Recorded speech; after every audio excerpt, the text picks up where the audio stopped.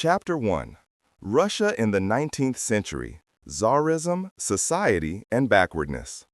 Russia in the 19th century was an empire full of contrasts. It stretched from Central Europe to the Pacific, was the largest empire in the world, and was home to dozens of peoples, languages, and cultures. But behind this huge facade was a country that seemed backward compared to the Western industrialized nations. While England and France developed factories, railways, and modern institutions in the 19th century, Russia remained a country of peasants and nobility characterized by feudal structures and an autocratic ruler. At the head was the Tsar, who ruled supremely over his subjects and whose word was law. This form of rule, which relied on the Orthodox Church, the military, and a strict bureaucracy, seemed unshakable. But things were fermenting under the surface, and social tensions were increasing from decade to decade. The majority of the Russian population consisted of peasants who lived in simple villages and had little more than a piece of land and primitive tools.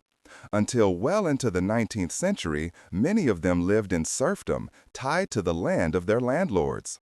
It was not until 1861 that Tsar Alexander II abolished serfdom, a step that was celebrated as a major reform, but in practice disappointed many farmers.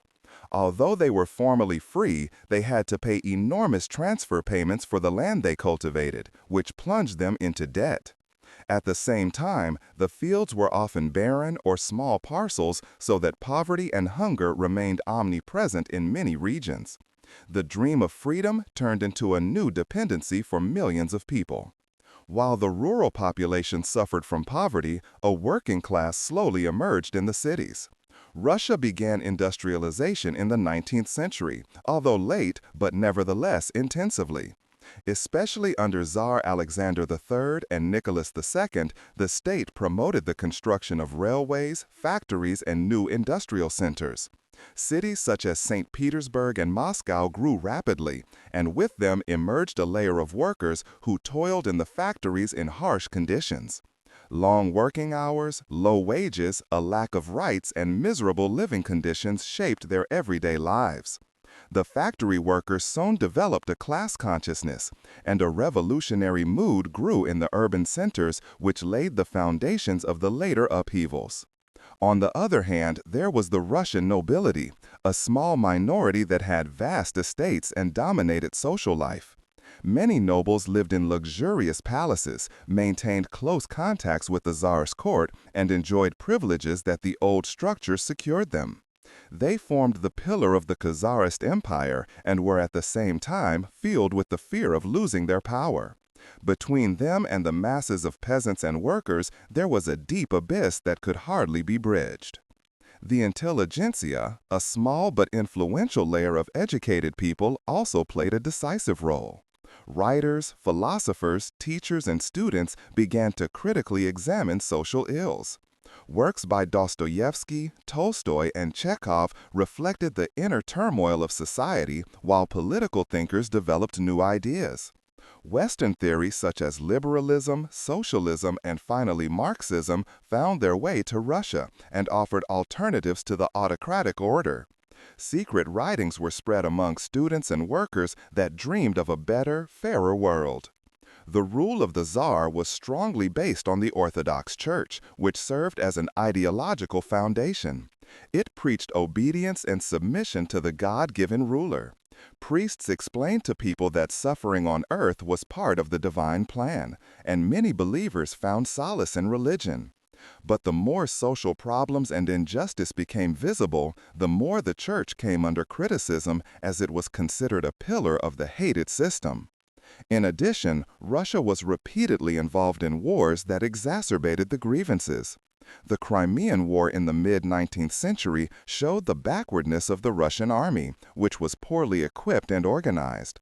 Defeats against more modern powers, such as France and England, made it clear that the empire was lagging behind militarily and technically. Although this initiated reforms, the fundamental problems remained. Economic development was uneven. While industrialization and modernization were progressing in the big cities, large parts of the country remained agrarian. Railway lines connected the metropolises, but villages in the interior of the empire lived as they did centuries ago. Hunger crises were repeated, diseases wiped out entire swaths of land, and the state was often unable to provide aid. The gap between modernity and tradition, between center and periphery, between rich and poor, grew inexorably. Politically, the Tsarist Empire was firmly in the hands of the autocracy. The secret police monitored the population, opposition members were persecuted, arrested, or exiled to Siberia. But it was precisely the severity of the repression that led to the formation of underground movements. Revolutionary groups organized secret meetings, smuggled literature, and planned assassinations. As early as the late 19th century, there were repeated uprisings, strikes, and assassination attempts on representatives of the regime, which shook the fragile balance. Despite these tensions, the Tsarist Empire lasted a surprisingly long time. The splendor of the court in St. Petersburg, the magnificent parades of the army, and the tradition of the Russian Empire conveyed strength to the outside world. But behind the walls of the palaces, discontent grew, and many felt that the old system had reached its limits. The poverty of the masses, the new strength of the workers, the longing for political freedom, and the spread of revolutionary ideas were like an underground fire just waiting to break out. Thus, at the end of the 19th century, Russia was a country full of contradictions. An empire that seemed powerful, but internally fragile. A country with a proud culture and a long tradition, which at the same time struggled with backwardness, poverty, and oppression. A society that vacillated between loyalty to the Tsar, religious faith, and revolutionary hopes. It was out of these tensions that the movement was to emerge, which eventually led to the revolutions of the 20th century and the October Revolution of 1917. Chapter 2: Industrialization, Social Tensions, and First Revolutionary Movements. Russia's industrialization began belatedly, but its consequences were profound. While England and Germany had long since created factory landscapes, Russia did not begin large-scale modernization programs until the second half of the 19th century. This process was driven primarily by the state, which financed large infrastructure projects and deliberately brought foreign capital into the country. Investors from France, Belgium, and Germany built factories, promoted mining, and helped build railway lines. The Trans-Siberian Railway, which connected St. Petersburg and Moscow with Vladivostok, was the largest of these projects and symbolized the attempt to integrate the massive empire into a modern economy. However, the development was uneven. While modern factories were built in St. Petersburg, Moscow, Baku, or Donbass, most of the country remained stuck in old structures. Villages still lived in the rhythm of medieval agriculture. Many people knew hardly any machines and lived off the meager yield of small fields. The tension between these two worlds was a source of constant unrest. A new social stratum grew up in the cities, the industrial workforce. Many of them were former farmers who had moved to the factories out of necessity or hope. There they encountered harsh working conditions. Shifts of 12 to 14 hours, low wages, lack of rights, and apartments that often consisted of overcrowded dormitories. Diseases spread rapidly. Child labor was not uncommon, and accidents at work cost lives every day. These conditions led the workers to develop a common consciousness. Strikes and protests became more frequent, at first small and local, later increasingly organized and politically motivated. At the same time, the situation of the farmers remained tense. Although the reform of 1861 had abolished serfdom, the liberation was more appearance than reality. Millions of farmers had to pay transfer fees for the land they worked and thus fell into a new form of dependency. Many families had so little land that they could hardly survive. Regular famines were the result, and in some regions hundreds of thousands died without the state providing effective aid. The dream of freedom after the abolition of serfdom turned into disappointment, and anger over unjust structures increased. This social emergency came at a time when new ideas were permeating the country. The intelligentsia, that small, educated class of students, writers, and teachers, was looking for answers to the pressing questions.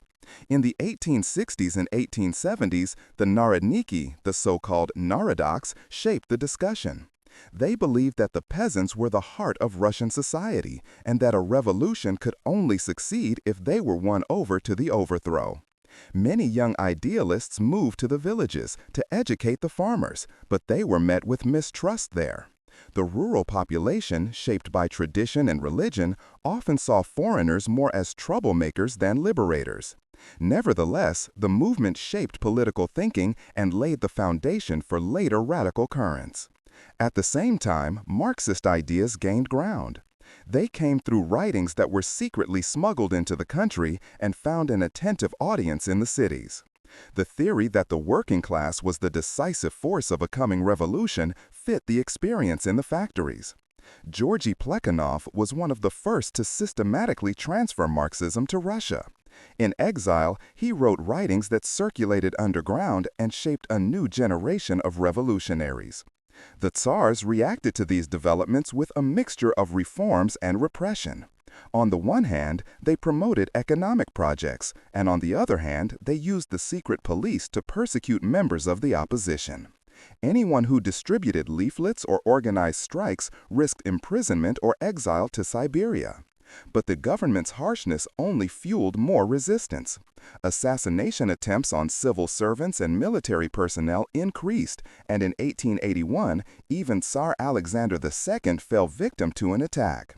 His successor, Alexander III, intensified repression and tried to control society with an iron fist. At the turn of the century, Russia was a country full of tensions. On the one hand, there was an autocratic government that clung to its old privileges. And on the other hand, new social forces were growing that no longer wanted to be suppressed. The peasants demanded land and justice. The workers demanded better living conditions and rights. The intelligentsia discussed radical ideas.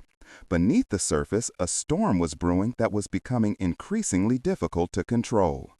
Industrialization had brought progress, but it had also created new problems. It tore people out of their old ways of life without offering them security or prosperity. It produced a small elite of entrepreneurs and investors while millions continued to live in poverty. It created a workforce that was not only oppressed but also increasingly organized. It changed the structure of society without adapting the political institutions. Thus, Russia was at a crossroads around 1900. The old structures of Tsarism seemed unshakable, but social tensions grew ever stronger. The peasants demanded land and justice. The workers demanded better living conditions and rights. The intelligentsia discussed radical ideas. Beneath the surface, a storm was brewing that was becoming increasingly difficult to control. Industrialization had brought progress, but it had also created new problems. It tore people out of their old ways of life without offering them security or prosperity. It produced a small elite of entrepreneurs and investors while millions continued to live in poverty. It created a workforce that was not only oppressed, but also increasingly organized. It changed the structure of society without adapting the political institutions. Thus, Russia was at a crossroads around 1900. The old structures of Tsarism seemed unshakable, but social tensions grew ever stronger. The peasants demanded land and justice. The workers demanded better living conditions and rights. The intelligentsia discussed radical ideas. Beneath the surface, a storm was brewing that was becoming increasingly difficult to control. Industrialization had brought progress, but it had also created new problems. It tore people out of their old ways of life without offering them security or prosperity. It produced a small elite of entrepreneurs and investors while millions continued to live in poverty. It created a workforce that was not only oppressed but also increasingly organized. It changed the structure of society without adapting the political institutions. Thus, Russia was at a crossroads around 1900. The old structures of Tsarism seemed unshakable, but social tensions grew ever stronger. The seeds of the revolution had been planted, and it was only a matter of time before it would sprout. The first major attempt to overthrow the old system was soon to follow. The Revolution of 1905, which shook Russia and showed the Tsars how fragile their power had actually become. Chapter 3: The Crimean War and the Reforms of Alexander II. The Crimean War in the middle of the 19th century was a turning point in the history of the Tsarist Empire. From 1853 to 1856, Russia stood against a coalition of Great Britain, France, the Ottoman Empire, and later Sardinia. The trigger was the dispute over supremacy in the Ottoman Empire, which at the time was considered the sick man on the Bosporus. Russia wanted to expand its influence on the Orthodox Christians in the Ottoman Empire and at the same time secure access to the Mediterranean. But the attempt to achieve these goals through military strength failed miserably. The Russian army, once feared, proved hopelessly backward in the Crimean War. While Western powers used modern weapons, better logistics, and organized medical services, Russian soldiers often fought with outdated rifles and inadequate supplies. The battlefields in Crimea became a symbol of misery. Tens of thousands of soldiers died not only from enemy action, but also from hunger, cold, and disease. The fall of Sevastopol after months of siege was a severe blow to the self-confidence of the empire. The defeat highlighted Russia's structural weaknesses. The country was huge but poorly organized. Serfdom tied millions of farmers to their villages and prevented a flexible economy. Industry was poorly developed, the railway network sparse, and the administration inefficient. The defeat was therefore not only military, but also a signal that Russia needed profound changes if it wanted to remain a great power. Tsar Alexander II, who ascended the throne in 1855, recognized the need for reform. He is still considered the liberator because he abolished serfdom in 1861. This step was the most important reform of the 19th century in Russia. Around 23 million farmers were formally given their freedom. They were now allowed to marry, own property, and appear in court. But the reform was half-hearted. The farmers received land but had to finance it with high transfer payments that were due for decades. In addition, they were often given infertile soils, while the noble landlords kept the best lands. For many farmers, therefore, little changed. Although they were legally free, they continued to live in poverty and dependence. In addition to the liberation of the peasants, Alexander II carried out other reforms. The judicial system has been modernized. Independent courts have been created, and lawyers have been introduced. The education system was expanded. New universities and schools were built. Local self-government was also given new structures, with the so-called zemstvos, elected bodies responsible for infrastructure, education, and health in the provinces. These innovations gave parts of the population the opportunity to participate in public administration for the first time, albeit on a very limited scale. The military was also reformed. Conscription was introduced, the length of service was shortened, and training was modernized. The construction of the railway was massively promoted in order to be able to move troops more quickly. Alexander II wanted to ensure that the defeat in the Crimean War was not repeated. In fact, Russia regained military strength in the decades that followed, even if the internal problems remained unresolved. But the reforms had a double effect. On the one hand, they modernized the country. On the other hand, they raised new expectations. Many farmers were dissatisfied because their living conditions did not improve significantly. Workers in the cities demanded better rights, and the intelligentsia pushed for more profound changes. Liberals called for a constitutional monarchy, while more radical groups sought a complete revolution. The revolutionary movement in particular gained momentum. Young people, often students, organized secret circles, read forbidden writings, and planned attacks. They were convinced that autocracy could only be overthrown by force. The movement Narodniki carried out several assassination attempts on the Tsar. On March 1, 1881, she finally succeeded in killing Alexander II in St. Petersburg with a bomb. Ironically, it fell on the very day he wanted to introduce a constitution that could have transformed the empire into a constitutional monarchy. His death was a turning point. His son, Alexander III, broke off the reform course and ruled with an iron fist. He intensified censorship, expanded the powers of the secret police, and relied on a policy of Russification that oppressed minorities. But the seeds of unrest sown by the half-reforms and disappointed hopes could no longer be eradicated. The peasants remained dissatisfied, the workers organized, and the revolutionary groups continued to gain followers. The Crimean War and the reforms of Alexander II show the inner turmoil of the Russian system. On the one hand, the empire was forced to modernize itself in order to survive in the concert of the great powers. On the other hand, every reform came up against the limits of the autocracy, which didn't really want to curtail its own power. The result was a semi-modern country, with railways, factories, and universities, but also with mass poverty, political oppression, and growing unrest. Thus, the period after the Crimean War created the conditions for the later revolutions. It brought millions of people the experience that change was possible, but that the powerful were not really willing to give up their privileges. It showed that Russia was strong enough to introduce reforms on the one hand, but weak enough to fail again and again at its half-solutions on the other.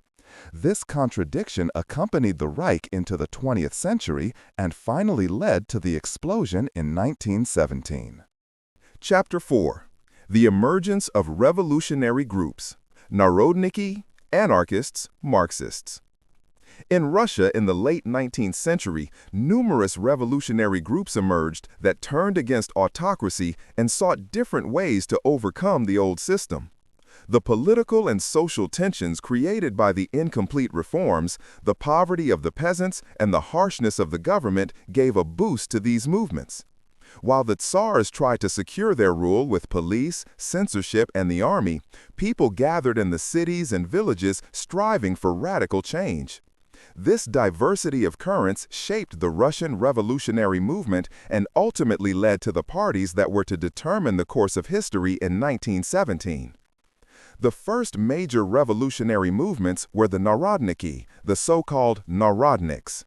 In the 1860s and 1870s, many young intellectuals believed that the peasants were the decisive force for a future revolution. They idealized the village as an original, solidary community and believed that a socialist Russia could emerge from the peasant communities. Hundreds of students went to the people to raise awareness, distribute writings, and encourage the peasants to resist the landlords and the state. But the reality was sobering. The peasants, deeply religious and bound to tradition, distrusted the foreigners. Many Narodniki were handed over to the authorities, arrested, or exiled to Siberia. Nevertheless, their movement remained an important step in the history of the Russian resistance because it showed that the people could be addressed and mobilized, even if not as easily as the idealists had believed. Later, the Narodniki became the organization Narodnaya Volia, the people's will. This group no longer believed in the slow enlightenment of the peasants, but relied on revolutionary terror. She saw assassinations as the most effective means of shaking the regime. In the 1870s and early 1880s, she carried out numerous attacks on officials and policemen and planned the murder of the Tsar several times. On March 1, 1881, Alexander II was finally killed with a bomb. However, the success cost the group its own survival. Many of its members were executed or imprisoned, and the new Tsar Alexander III responded with brutal repression. But the principle of political terrorism remained alive in Russia and was to play a role for a long time to come. At the same time, anarchist ideas developed, inspired by thinkers such as Mikhail Bakunin and later Pyotr Kropotkin. Bakunin, who was known throughout Europe as a revolutionary, called for the immediate overthrow of all state structures. He saw the state itself as the greatest obstacle to freedom and believed that a just society could only emerge through spontaneous uprisings and the destruction of the existing order. Kropotkin, on the other hand, emphasized the importance of voluntary cooperation and mutual aid as the basis of a new society. In Russia, these ideas found supporters, especially among radical intellectuals and some workers, even if they never became a mass movement. However, the idea that the state could not be reformed but only abolished remained present in the revolutionary underground. The Marxist currents that gained in importance from the 1880s onwards became stronger and more influential. Karl Marx and Friedrich Engels had presented the development of history and their writings as a struggle of the classes. For them, the working class was the bearer of the revolution that would one day overthrow the capitalist system and establish a classless society. In Russia, this theory was initially heard only in small circles, but it offered a convincing analysis of the growing industrialization and the new workers' movement. Georgy Plekhanov was the first to systematically bring Marxism to Russia. He lived in exile and founded the group Liberation of Work in 1883. Plekhanov translated Marxist writings into Russian and tried to adapt the theory to Russian conditions. In the 1890s, Marxism gained influence especially among urban workers. Factory strikes, which were initially fought over wages and working hours, took on a political dimension. Leaflets printed underground combined economic demands with calls for a fundamental transformation of society. The secret police tried to suppress these activities, but the idea spread inexorably. During this time, young revolutionaries such as Vladimir Ilyich Lenin also began to form politically. Lenin, who came from an educated family, was deeply influenced by the writings of Marx and Plekhanov, and soon developed his own ideas of what a revolutionary party should look like. The diversity of revolutionary movements reflected Russia's inner turmoil. There was no unified opposition, but many currents that often argued fiercely with each other. Some relied on farmers, others on workers. Some believed in enlightenment, others in terror. Some wanted a federal society without a state, others a centralized socialist republic. The only thing they had in common was the rejection of autocracy and the will to overthrow the old system. The government reacted harshly. The Okhrana, the secret police, infiltrated the groups, busted printing plants, and sent activists to Siberia. But the ideas could not be eradicated. On the contrary, every arrest, every execution, every report of exile made the movement better known. The Tsarist rule was able to eliminate individuals, but not the growing conviction that upheaval was inevitable. Thus, the late 19th century prepared the ground for the coming turmoils. The Narodniki had shown that a connection between intellectuals and the people was possible, albeit difficult. The anarchists had spread the idea that the state itself was the problem. Finally, the Marxists offered a seemingly scientific theory that explained the class struggle as the engine of history and placed the working class at the center. This mixture gave rise to a revolutionary culture that was deeply rooted in Russia and was to have a decisive influence on later developments. When the 20th century began, the revolutionary groups were still small and scattered, but they had created networks, spread ideas, and shaped generations of young people. Their writings circulated in secret circles, their discussions reached the factory halls, their assassinations shook the authorities. No one suspected that these often inconspicuous groups would one day give rise to a party that would overthrow the empire and trigger one of the greatest revolutions in world history. But the prerequisites were laid, and history took its inexorable course.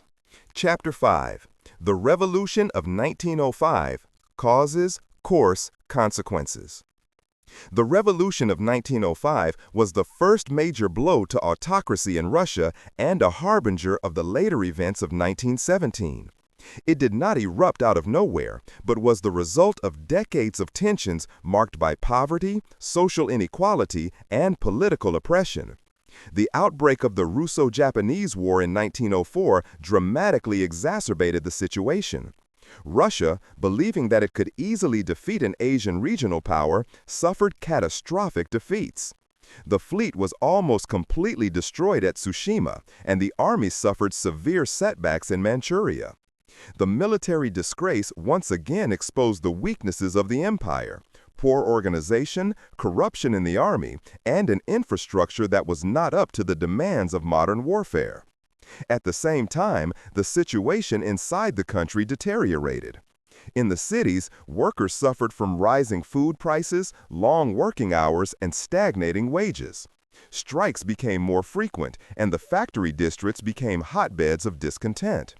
In the countryside, the peasants demanded more land, sometimes resorting to violence against landlords and plundering storehouses. The intelligentsia demanded political reforms, and the national minorities in the multi-ethnic empire demanded more autonomy. Russia was a powder keg that was just waiting for the spark. This spark was ignited on January 9, 1905, in St. Petersburg, a day that later went down in history as Bloody Sunday. Thousands of workers marched peacefully to the Winter Palace, led by the priest Georgy Gapon. They carried icons, sang hymns, and wanted to hand over a petition to Tsar Nicholas II. Their demands were moderate: shorter working hours, higher wages, the introduction of a parliament, and an end to arbitrary repression. But the demonstration ended in a bloodbath. The soldiers opened fire. Hundreds were killed or wounded. The illusion of many people that the Tsar was a benevolent father who did not know the needs of his people was finally shattered on this day. Bloody Sunday triggered a wave of strikes, protests, and uprisings throughout the Reich. Mass meetings took place in almost all the large cities. Strikes paralyzed industry, and in some places, workers formed the first councils, which were later called Soviets. In St. Petersburg in particular, a workers' Soviet emerged that coordinated the strikes and thus introduced a new form of self-organization. For the first time, the idea arose that workers could represent their interests collectively and independently of the state. The situation also escalated in the countryside. Farmers attacked estates, burned down warehouses, and refused to pay taxes. There were mutinies in the army, the most famous of which was the uprising on the battleship Potemkin. When the sailors rebelled against bad food and harsh discipline, they murdered officers and hoisted the red flag. Although the uprising was quickly suppressed, it became a symbol of the growing resistance in the armed forces. Autocracy fell into the worst crisis in centuries. Tsar Nicholas II was indecisive and vacillated between repression and reforms. Finally, in October 1905, he published the so-called October Manifesto, in which he promised fundamental concessions: the convening of a Duma, a parliament, the introduction of basic freedoms such as freedom of expression and assembly, and the promise to mitigate arbitrary rule. Many liberals welcomed this manifesto as the beginning of a new era, but the workers and peasants remained skeptical. As a result, the situation calmed down to some extent, but not everywhere. While some opposition members supported the new course, others continued to take to the streets. The revolutionary groups, especially the Social Democrats and the Social Revolutionaries, saw in the concessions only a trick to split the movement. In December 1905, there was an armed uprising in Moscow, but it was bloodily suppressed by government troops. The revolution of 1905 lost momentum, partly because many strikes were uncoordinated and could not withstand the harsh repression of the government. Nevertheless, the consequences were profound. For the first time, the autocracy had been forced to give in. The Duma was indeed established, even if it soon became a toothless instrument, as the Tsar reserved the right to dissolve it at any time. But the idea of a people's representation was in the world, and it could not be taken back. Likewise, the Soviets had passed their first test as a new form of organization of the workers, and were to play a central role in 1917. The revolution of 1905 showed how fragile the old system had become. It had destroyed the illusion of the sanctity of Tsarist rule and drawn millions of people into political activity. Farmers, workers, soldiers, intellectuals, and national minorities had acted together against autocracy for the first time, albeit uncoordinated. But it also showed the weakness of the opposition. There was a lack of unified leadership. Forces were fragmented, and the government was able to crush the movement with a mixture of concessions and violence. For many revolutionaries, 1905 was a painful but instructive experience. They understood that a future revolution had to be better organized, that it had to be based on clear goals and determined leadership. Thus, the revolution of 1905 did not end with the overthrow of the Tsar, but it ushered in the end of autocracy. It was a test run, a first taste of what was to follow. People had learned that protest was possible, that the Tsar was not invincible, that the power of the masses was a real threat to the system. In the years to come, this experience was to be recalled again and again until it fully unfolded in 1917 in the February and finally in the October Revolution. Chapter 6.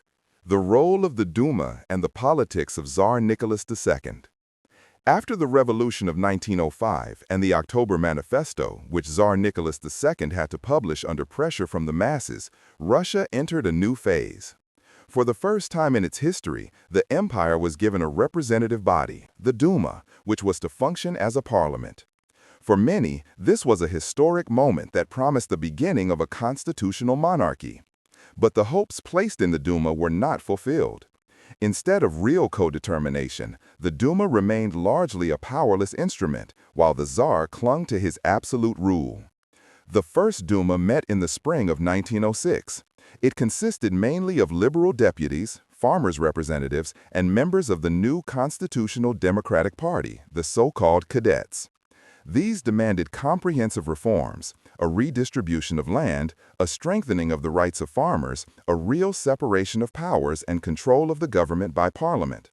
But the Tsar was not prepared to really share his power. After only a few weeks, the first Duma was dissolved because its demands seemed too radical. The second Duma, which convened in 1907, was even more radically composed. In addition to liberals, social democrats, and social revolutionaries sat here, who openly opposed autocracy. Again, they demanded land for the peasants, a limitation of Tsarist power, and far-reaching political changes.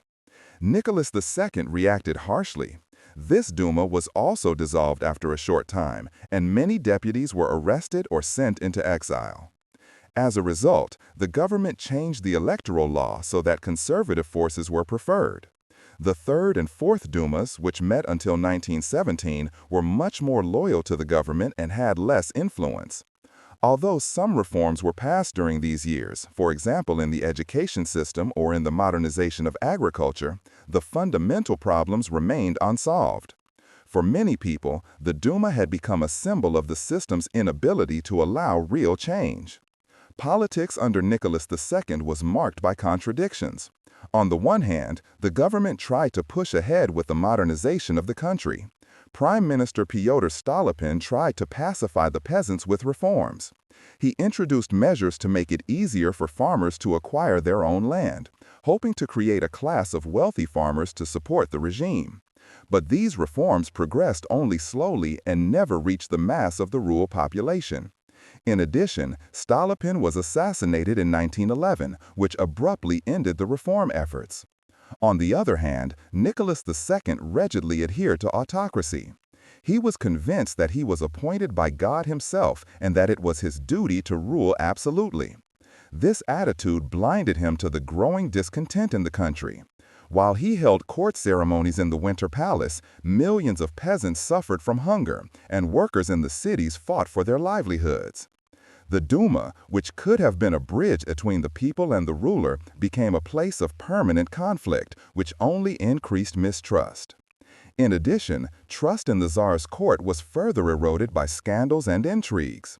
In particular, the influence of the itinerant preacher Rasputin on the Tsar's family caused outrage. Rasputin, a Siberian mystic, had earned the trust of Tsarina Alexandra because he was apparently able to help her sick son, the heir to the throne Alexei. Soon, however, rumors began to circulate about his influence on political decisions, corruption, and moral excesses. For many, Rasputin was the symbol of decadence and depravity at court, and his appearance significantly damaged the Tsar's reputation. The years after 1905 were therefore a time of deceptive stability. At first glance, the situation had calmed down. Strikes had become less frequent, peasant uprisings were declining, and the government seemed to have regained control. But beneath the surface, the old problems continued to fester. The land question was unresolved, the workers were dissatisfied, the nationalities of the empire demanded more rights, and the intellectualia became increasingly radicalized. The Duma was unable to absorb these tensions, but rather became proof that the autocracy was incapable of reform. For the revolutionary groups, the period after 1905 was also a phase of reorientation. In 1903, the Social Democrats split into two wings.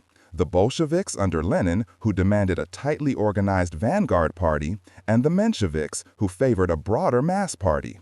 Both took advantage of the relative relaxation after 1905 to build networks, publish newspapers, and spread their ideas among workers and students.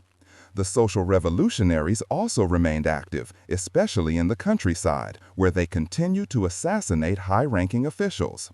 The political landscape was thus characterized by a variety of revolutionary currents, all of which were working toward the next great upheaval. Nicholas II underestimated these developments. He was convinced that the monarchy was secured by God's will and that the opposition consisted of only a small minority. In reality, however, the gap between government and society grew. The peasants felt cheated, the workers were not heard, the intellectualia was oppressed, and the nationalities were ignored. The Duma was unable to absorb these tensions, but rather became proof that the autocracy was incapable of reform. For the revolutionary groups, the period after 1905 was also a phase of reorientation. In 1903, the Social Democrats split into two wings. The Bolsheviks under Lenin, who demanded a tightly organized vanguard party, and the Mensheviks, who favored a broader mass party. Both took advantage of the relative relaxation after 1905 to build networks, publish newspapers, and spread their ideas among workers and students. The social revolutionaries also remained active, especially in the countryside, where they continued to assassinate high-ranking officials. The political landscape was thus characterized by a variety of revolutionary currents, all of which were working toward the next great upheaval. Nicholas II underestimated these developments. He was convinced that the monarchy was secured by God's will and that the opposition consisted of only a small minority. In reality, however, the gap between government and society grew. The peasants felt cheated, the workers were not heard, the intellectualia was oppressed, and the nationalities were ignored. When the First World War broke out in 1914, autocracy initially seemed to be given one last chance. Patriotic enthusiasm gripped the country, and many lined up behind the Tsar. But soon the military defeats and the economic burdens were to break up the old contradiction again, this time more violently than ever before. The years of the Duma had shown that the Tsarist Empire was not in a position to reform itself from within. The path to a new revolution was thus mapped out. Chapter 7. Russia in the First World War. Burdens at the front and at home. When the First World War broke out in the summer of 1914, Russia, like the other major European powers, plunged into a conflict the extent of which no one could have guessed. First, a wave of patriotic enthusiasm swept the country. Workers and peasants, intellectuals and nobles gathered in patriotic demonstrations, and even many opposition members declared that they stood behind their homeland in the hour of danger. Tsar Nicholas II hoped that the war would consolidate his authority and regain the trust of his people. But it soon became clear that the war mercilessly exposed not only the weaknesses of the army, but also the fault lines of society as a whole. The Russian army was huge in numbers, but poorly equipped and organized. Millions of peasants were drafted, often without adequate training or weapons. There were reports that soldiers were sent into battle without rifles and had to wait for a comrade to fall to take over his equipment. The logistics were catastrophic. Ammunition, food, and uniforms were lacking, and the railway lines could not cope with the supplies. Already in the first months, the Russian troops suffered heavy defeats, for example in the Battle of Tannenberg in August 1914, where the German army under Hindenburg and Ludendorff captured over 90,000 Russian soldiers. The war on the Eastern Front dragged on for thousands of kilometers and claimed enormous victims. The Russian army suffered millions of losses by 1917, dead, wounded, and prisoners. Entire villages lost their male populations, families were torn apart, and morale plummeted from month to month. Many soldiers felt abandoned by their officers, who often came from the nobility and had little understanding for the simple recruits. Desertions increased, and there were more and more open refusals to obey orders. While defeats at the front increased, the situation at home also deteriorated dramatically.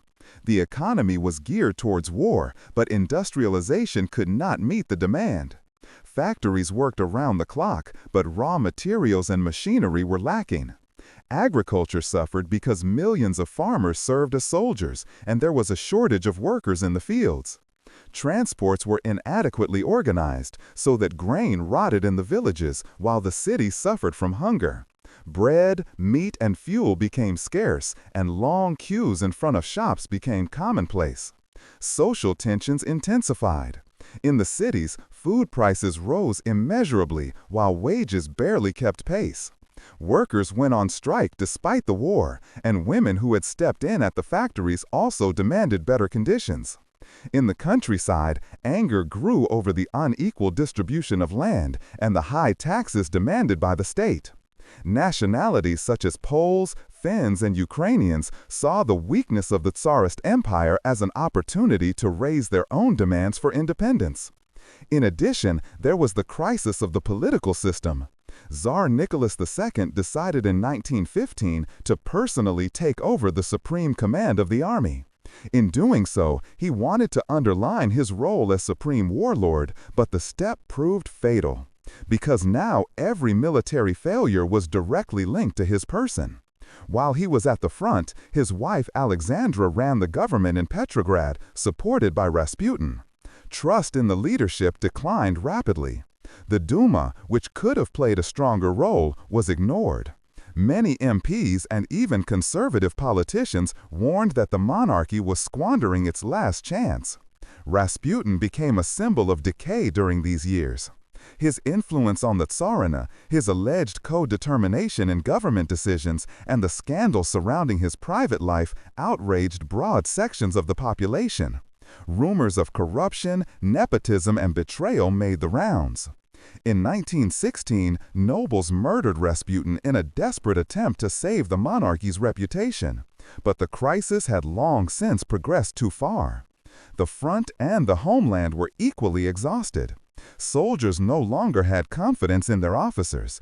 Workers and peasants no longer had confidence in the government. Strikes, demonstrations, and hunger riots increased more and more. Even the army, the Tsar's support, began to falter as soldiers' councils emerged and showed solidarity with the demands of the civilian population. The war had not only increased the suffering of the people, but also the feeling of powerlessness. Millions wondered why they should fight for a system that offered them nothing but poverty and oppression. The revolutionary groups made clever use of this mood.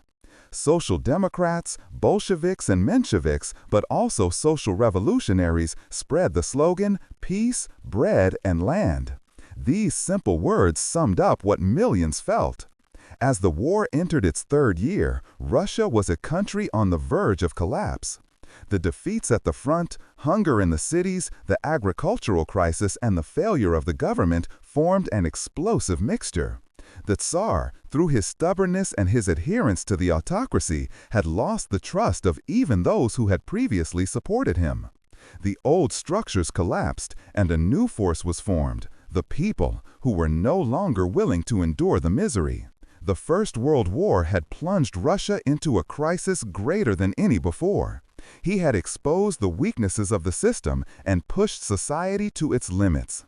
This crisis was to give rise to the February Revolution of 1917, which overthrew the Tsarist Empire and set the stage for the next, even more radical upheaval, the October Revolution. Chapter 8. The February Revolution of 1917, Overthrow of the Tsar. In the winter of 1917, Russia was in a state of complete collapse. The war had claimed millions of lives, the supply systems were overburdened, and the population suffered from hunger and cold. In Petrograd, the capital of the empire, long queues formed in front of the bakeries, while at the same time, reports of food supplies in the villages made the rounds, but they did not reach the cities. Mistrust, anger, and resignation spread. The belief that the government could bring the situation under control had long since been extinguished. On February 23rd, according to the old Russian calendar, March 8th, according to the Gregorian calendar, a women's protest broke out in Petrograd. It was International Women's Day, and women workers in the textile factories were stopping work to demonstrate against food shortages. They marched through the streets and called for bread. What initially looked like a spontaneous demonstration quickly expanded into a mass movement. The very next day, more factories joined, workers stopped work, and the protests grew larger. The police and authorities tried to stop the demonstrations, but they were overwhelmed by the mass of people. Barricades were built, trams were blocked, and soon the movement spread to other parts of the city. Within a few days, Petrograd was transformed into a rebellious metropolis where strikes, demonstrations, and clashes dominated everyday life. The soldiers in the garrisons of the capital played a decisive role. First, they were used to put down the protests. But many of them were simple farmers who suffered from hunger themselves and knew the misery of their families. More and more often, they refused to shoot at demonstrators. On February 27th, the open mutiny finally broke out. Regiments refused to obey, attacked their officers, and joined the insurgents. This broke the Tsar's power in the capital. In this situation, a new political order began to emerge. In Petrograd, the Soviet of Workers' and Soldiers' Deputies was formed, an assembly of delegates from factories and regiments. At the same time, the Provisional Government, consisting of liberal deputies of the Duma, was formed. A dual power emerged. On the one hand, the old elite, which tried to continue the affairs of state, and on the other hand, a revolutionary grassroots organization representing the masses. While the revolution was raging in Petrograd, Tsar Nicholas II was far away. He was at the headquarters at the front and underestimated the significance of the events. When he tried to send troops to quell the riots, it turned out that they were no longer reliable. Even conservative politicians and generals explained to him that the situation could only be saved by his resignation. Finally, on March 2, 1917, Nicholas was forced to abdicate. He did this not only for himself, but also for his son Alexei, who was seriously ill and was considered unfit to govern. The crown was to pass to his brother Michael, but he refused. This ended the centuries-old rule of the Romanovs, who had ruled Russia since the 17th century. The abdication of the Tsar was received with relief by many. People poured into the streets, workers and soldiers celebrated, and similar upheavals occurred in many cities of the empire. The old order had been overthrown, but the question of what should take its place remained open. The provisional government that was now formed faced enormous challenges. She had to rule the vast empire while it was at war, supplies had collapsed, and the population was deeply divided. At the same time, it had limited authority, as the Soviets also claimed power in the cities and often enjoyed more trust among workers and soldiers. The February Revolution was thus a success and, at the same time, the beginning of new conflicts. It had shown that the masses were capable of overthrowing the centuries-old Tsarist regime, but it had not brought a clear solution for the future. Instead, an unstable dual power emerged, which was to become increasingly entangled in contradictions and struggles in the course of 1917. For the population, the revolution initially meant hope. Workers expected better living conditions and political rights. Farmers hoped for land reform, soldiers for an early end to the war. The Provisional Government promised elections to a constituent assembly. freedom of the press, the lifting of censorship, and other liberal reforms. But she hesitated to tackle the most pressing problems, especially the question of peace and land. The February Revolution had swept away the old system, but it had left a power vacuum that was to be filled in the months that followed. For the Bolsheviks, the Mensheviks, and the socialist revolutionaries, there was now an opportunity to expand their influence and turn their ideas into reality. Russia thus entered a period of transition that was full of uncertainty, a time in which the course was set for the next decisive step of the revolution. Chapter 9: The Dual Power, Provisional Government, and the Petrograd Soviet. After the abdication of the Tsar in March 1917, Russia was left without a firm center of power. The centuries-old monarchy had collapsed, but it was not replaced by a stable system of government. Instead, a unique and contradictory situation arose, which was later referred to as dual power. On the one hand was the Provisional Government, which officially ruled the empire and consisted of liberal politicians. On the other side was the Petrograd Soviet of workers' and soldiers' deputies, which was supported by the masses and possessed an informal but enormous power. From the very beginning, a tense relationship developed between the two bodies, which decisively shaped the political development of 1917. The Provisional Government consisted of members of the old Duma, mainly liberals from the Cadet Party and moderate socialists. It was initially headed by Prince Georgy Lvov, and later Alexander Kerensky took on a leading role. The government said it wanted to democratize and modernize Russia. It lifted censorship, introduced freedom of the press and freedom of assembly, and promised elections to a constituent assembly. These reforms were significant and initially caused great enthusiasm. But the government made a momentous decision. It wanted to continue the war. For the liberals and many officers, it was a matter of course to maintain loyalty to England and France. They believed that Russia could only maintain its international position if it continued to fight alongside the Allies. But the majority of the population thought otherwise. Workers and peasants, but above all the soldiers at the front, were tired of war and longed for peace. The Provisional Government thus lost the trust of many people early on because it did not solve the central problem. On the other hand, there was the Petrograd Soviet, which had been formed on February 27, 1917. It was composed of delegates from factories and regiments and directly represented the workers and soldiers of the capital. Similar Soviets soon emerged in other towns and villages, but the Petrograd remained the most important. The Soviet had great authority because it had emerged directly from the revolutionary events and had the support of the masses. In practice, its decisions often carried more weight than those of the Provisional Government. An example of this was the famous Order No. 1, issued by the Soviets shortly after its establishment. It stipulated that soldiers should obey the Soviet in political matters and no longer exclusively the officers. In addition, the soldiers should elect their own committees and no longer hand over weapons without the consent of these committees.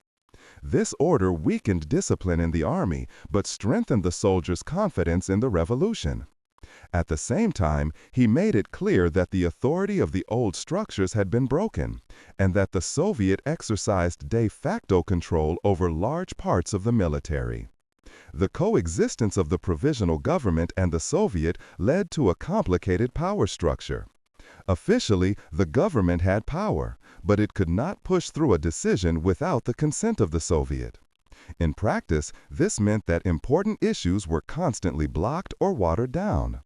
Liberal politicians wanted to continue the war and protect property, while many socialists in the Soviet demanded peace, land distribution, and workers' rights. These contradictions led to a political paralysis that increasingly undermined the trust of the population. The dual power also reflected the split within the revolutionary movement. The Mensheviks and many socialist revolutionaries initially supported cooperation with the Provisional Government. They believed that Russia had to go through a bourgeois democratic phase before a socialist revolution was possible. The Bolsheviks, on the other hand, who were still weak in March 1917, refused to cooperate. They argued that the Provisional Government represented the interests of the bourgeoisie, and that only the Soviets represented the true power of the people. The situation was increasingly frustrating for the population. Although there were new freedoms, newspapers, political meetings, and open discussions, the pressing problems remained unsolved. The soldiers continued to suffer at the front. The workers did not receive higher wages, and the peasants waited in vain for a land reform. Strikes, demonstrations, and demands increased. In many regions, farmers took the solution into their own hands, occupying estates and distributing fields among themselves, while the government remained inactive. This inability of the dual power to meet the expectations of the masses prepared the ground for more radical forces. The Bolsheviks, who were still a minority in the spring of 1917, knew how to skillfully exploit the discontent. They demanded all power to the Soviets, propagated immediate peace and a redistribution of land, and thus spoke the language of the masses. While the Provisional Government hesitated and maneuvered, the Bolsheviks gained supporters and expanded their structures in the Soviets. The dual power was unstable from the beginning. It was a compromise between old and new forces, between liberal elites and revolutionary workers, between the idea of bourgeois democracy and the claim to a socialist revolution. This compromise could not last permanently. With every month that the war lasted and the supply situation deteriorated, impatience grew.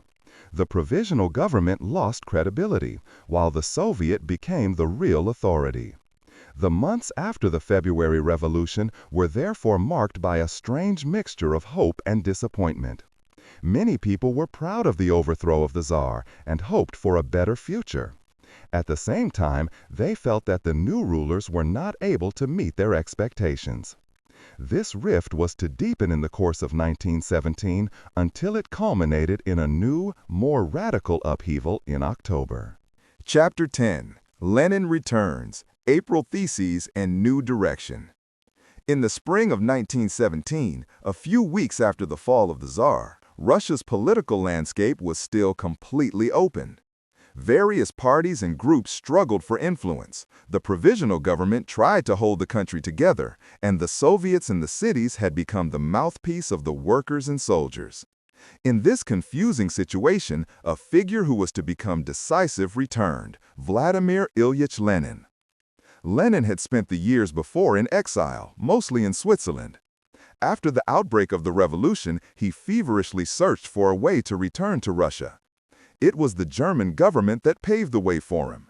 Germany was at war with Russia and hoped that Lenin and his followers would weaken the enemy from within through revolutionary agitation.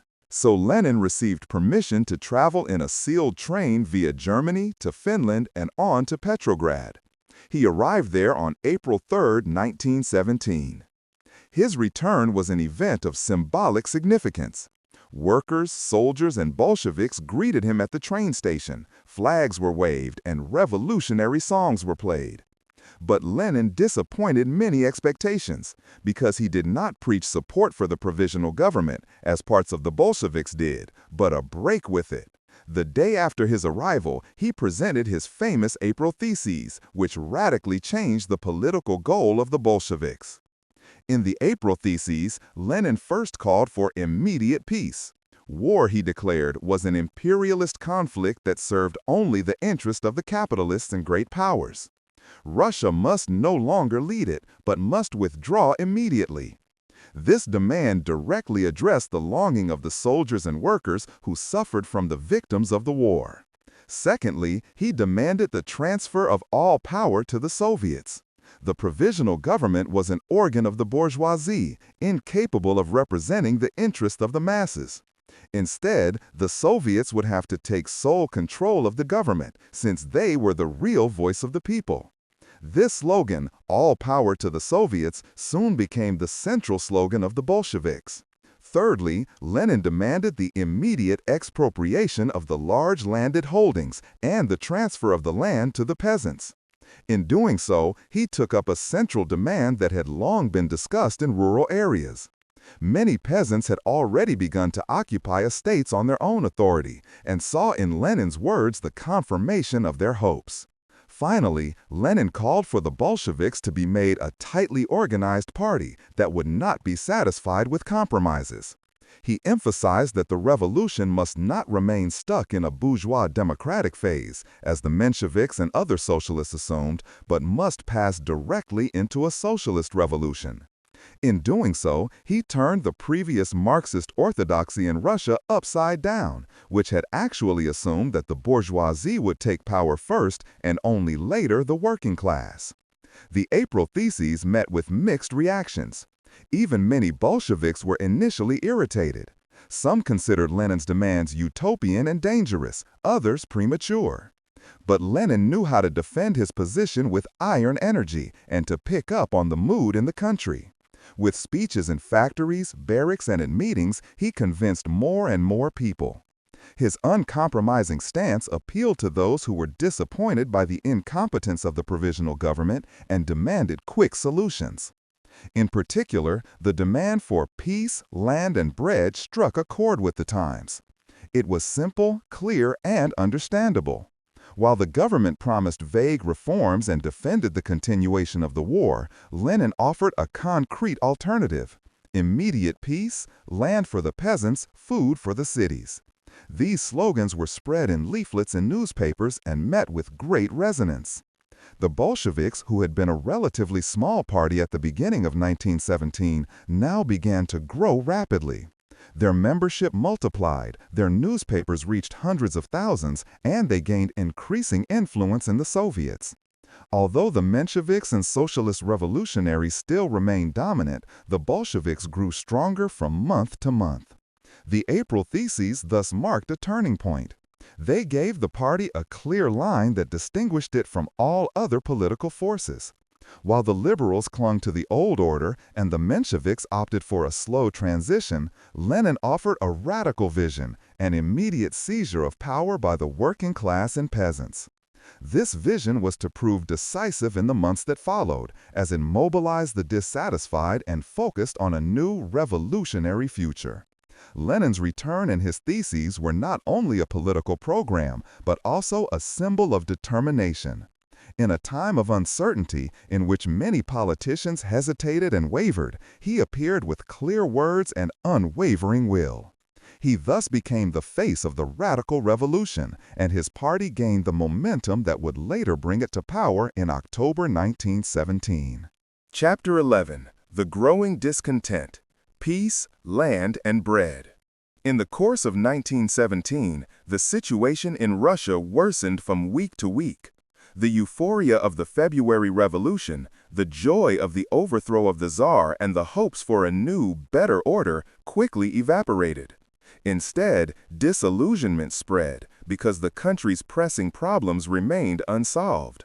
Hunger, war, and social hardship determined everyday life. The slogan, "Peace, Land, and Bread," which the Bolsheviks proclaimed again and again, thus gained a tremendous attraction. The problem of the war was the most urgent. Millions of soldiers were still standing at the fronts, fighting in trenches and suffering from hunger, cold, and poor equipment. Many were simple farmers who had left their families behind in the villages. They longed to go home to cultivate fields and provide for their relatives. Instead, they had to carry out senseless attacks that brought hardly any territorial gains but cost countless victims. The offensive in June 1917, ordered by the Provisional Government under Kerensky, ended in disaster. The Russian troops collapsed under the German counterattack, deserted en masse, and caused the front to collapse. This defeat finally destroyed confidence in the government and the war. Meanwhile, the cities were in acute need, with Petrograd and Moscow suffering from food shortages, fuel shortages, and inflation. Long queues in front of the shops were the order of the day, and hunger riots occurred again and again. The workers demanded not only better wages, but also secure supplies. Strikes spread and factories often came to a standstill. Many workers felt abandoned by the provisional government, which made big speeches but found no solutions. In the countryside, the so-called land question intensified. The farmers had been waiting for months for the government to initiate a land reform. But instead of acting decisively, the provisional government postponed the decision to a later constituent assembly. This was unbearable for the farmers. They began to take matters into their own hands. More and more often, they occupied the lands of the large landowners, expelled estate managers, and divided the fields among themselves. This led to violent clashes, and many manor houses were burned down. This spontaneous land grab was an expression of desperation, but also a sign that the authority of the government in the countryside no longer existed. The slogan, "Peace, Land, and Bread," therefore met the needs of the various groups exactly. For the soldiers, peace was in the foreground. For the peasants, the land. For the workers, bread. While the provisional government left all three questions open or tackled them only hesitantly, the Bolsheviks offered simple and clear answers. This clarity was a decisive advantage in a country where uncertainty and chaos prevailed. The Soviets played an increasing role during this time. They had been established in almost all cities and regions and served as organs of self-government. Here, workers, soldiers, and farmers discussed their problems directly and made decisions. While the provisional government lost authority, the Soviets gained influence. They were closer to people's everyday lives, reacted more quickly, and appeared as a real representative of the people. The Bolsheviks recognized this and worked specifically to win majorities in the Soviets. Step by step, they succeeded in asserting their positions. Especially in Petrograd, discontent intensified. Demonstrations, strikes, and protests determined everyday life. Again and again, workers and soldiers took to the streets to demand peace and better living conditions. The Bolsheviks were adept at taking up these movements and turning their demands into clear political slogans. They presented themselves as the only party that consistently represented the will of the people. The Mensheviks and socialist revolutionaries, on the other hand, who had initially dominated the Soviets, lost confidence. They continued to support the provisional government and maintain the war, which many people perceived as a betrayal. Their appeals for patience and consideration seemed hollow in view of the emergencies. Thus, the mood increasingly turned to the Bolsheviks, who knew no compromises and promised immediate changes. In the summer of 1917, dissatisfaction reached a new peak. The so-called July Days spawned mass protests in Petrograd, with tens of thousands of workers and soldiers taking to the streets. They demanded the overthrow of the provisional government and the transfer of all power to the Soviets. Although the Bolsheviks did not directly trigger this movement, they were closely associated with it. The government violently suppressed the demonstrations, arrested Bolsheviks, and slandered Lenin as a German agent. But the call for peace, land, and bread could no longer be suppressed. The slogan became a symbol of the growing gap between the people and the government. It stood for the failure of the old elites who were unable to solve the country's problems despite the revolution. At the same time, it stood for hope that radical change was still possible. The more the government failed, the stronger the appeal of these simple words became. Thus, in the course of 1917, Russia was transformed into a country filled with hopes and fears in equal measure. Millions of people were waiting for peace. Millions were demanding land. Millions were starving for bread. The government could not deliver any of this. The Bolsheviks, however, had a message that was directly connected to these needs. In doing so, they not only gained supporters, but also prepared the ground for the decisive confrontation in the autumn. Chapter 12. The July Days, Crisis and Government Counterattack. The summer of 1917 was a time of escalating tensions for Russia. After months of hunger, war fatigue, and unresolved problems, discontent in Petrograd had reached a boiling point. Workers and soldiers felt betrayed by the provisional government, which did not bring peace, distribute land, or secure supplies. The Bolshevik slogan, "All power to the Soviet," echoed through the streets, and the mood in the factories and barracks became increasingly explosive. In this climate, an uprising took place at the beginning of July, which would later go down in history as the July Days. Events began on July 3, 1917, when armed demonstrations broke out in Petrograd.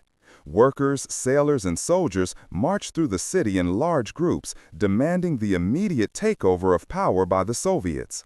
Many carried red flags, chanted revolutionary slogans, and proclaimed the overthrow of the Provisional Government. The movement was initially spontaneous, driven by despair over the catastrophic situation at the front and the hunger crises in the cities. The Bolsheviks were initially undecided about the events. Lenin and the party leadership had been propagating the slogan "All power to the Soviets" for months, but were of the opinion that the moment for an insurrection had not yet come. They feared that the forces of the workers and soldiers would not be sufficient to permanently overthrow the government, and that a premature coup could only lead to the defeat of the revolution. Nevertheless, they joined the demonstrations in order not to lose the movement to other forces and to steer it in a political direction. In the days that followed, the protests reached their peak. Tens of thousands marched through the streets of Petrograd, armed with rifles and machine guns. The sailors of Kronstadt, known for their radicalism, marched into the capital and joined the demonstrations. Clashes with government troops ensued, and chaos grew. The Provisional Government saw its authority seriously threatened. The government's response was not long in coming. With the support of the Mensheviks and socialist revolutionaries who still dominated the Soviet, it succeeded in containing the movement. Troops loyal to the government were brought into the city, and bloody battles ensued. Dozens of people died, hundreds were injured. The government used the opportunity to massively discredit the Bolsheviks. They were accused of acting on behalf of Germany, and forged documents were published to portray Lenin as a German agent. A veritable smear campaign began. Newspapers covered the Bolsheviks with accusations, and Lenin had to go into hiding. He fled to Finland to avoid arrest.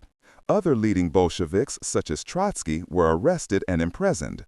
Party offices were searched, newspapers banned, and printing plants closed. For a moment, it seemed as if the Bolshevik movement had been broken. But the July Days also had a different effect. They clearly showed how great the discontent was in Petrograd and how far the alienation between the people and the government had already progressed. Although the government succeeded in crushing the demonstrations, it was unable to eliminate the causes of the unrest. The soldiers remained tired of war, the workers starved, and the peasants continued to wait for land. Any repression against the Bolsheviks could not hide the fact that their slogans continued to resonate. For the Provisional Government, the July Days meant a short-term strengthening, but at the same time a new weakening. It had restored its authority in the capital, but at the cost of its legitimacy. Many workers and soldiers now felt that the government was not only incompetent, but also a traitor to the revolution. The Mensheviks and socialist revolutionaries who had supported the Soviet on the side of the government continued to lose confidence. For the Bolsheviks, the crisis meant a severe test. Their leaders were persecuted, their newspapers banned, and Lenin himself was in exile. But it was precisely in this situation that they proved their organizational strength. Beneath the surface, they maintained their structures, built secret networks, and waited for the next opportunity. Trotsky, who was soon to resume a leading role after his release, recognized that the party had to learn from the July Days. A spontaneous insurrection without sufficient preparation was doomed to failure. The July Days thus marked a turning point. They were proof that the revolutionary energy was present in the population, but that it had to be channeled and organized in order to succeed. Lenin drew the conclusion that the Bolsheviks should continue to advocate the slogan "All power to the Soviets," but that the time of the insurrection should be determined by themselves, not by the masses. This thought was to be decisive in October. In retrospect, the July Days seemed like a dress rehearsal for the later October Revolution. They revealed both the strength of the movement and its weaknesses. The strength lay in the mass of people who were willing to take to the streets for their demands. The weakness lay in the lack of leadership and coordination which allowed the government to crush the movement. But the Bolsheviks knew how to learn from this experience and adapt their strategy. The Provisional Government, on the other hand, learned nothing. It remained unable to make peace, distribute land, or ensure supplies. Their rule was only a facade, supported by the loyalty of a few troops and the inaction of their allies. In truth, their time was numbered. Thus, the July days left behind a contradictory legacy. They weakened the Bolsheviks in the short term, but strengthened them in the long term because they confirmed their role as the only radical alternative. They strengthened Lenin's conviction that only a determined and centralized party could lead the revolution to victory. And they showed the masses that the path to change would not be through compromise, but through determined struggle. Chapter 13. The Kornilov Putsch. Danger from the right and strengthening the Bolsheviks. After the turbulent July days, Russia was in a phase of extreme instability. The Provisional Government had seemingly restored its authority through violence and persecution of the Bolsheviks, but the fundamental problems remained unresolved. The war continued, the supply crisis worsened, and trust in the government was at an all-time low. In this climate, a new threat arose in August 1917. This time, not from the left, but from the right, the Kornilov Putsch. General Laver Kornilov, commander-in-chief of the Russian army, was convinced that only a strong hand could save Russia. In his view, the revolution, the Soviets, and political fragmentation led the country into the abyss. He considered the indiscipline of the soldiers, which had spread since Order No. 1, to be the main cause of the military defeats. Kornilov believed that a decisive blow to the revolution was necessary to restore order, stabilize the army, and continue the war. Prime Minister Alexander Kerensky, who had been at the head of the government since July, initially tried to use Kornilov. He hoped that by working with the general, he would both keep the Bolsheviks in check and win the support of conservative forces. But the relationship between the two men was characterized by mistrust. Kornilov regarded Kerensky as weak and vacillating, while Kerensky feared the general's ambition. In August, the situation came to a head dramatically.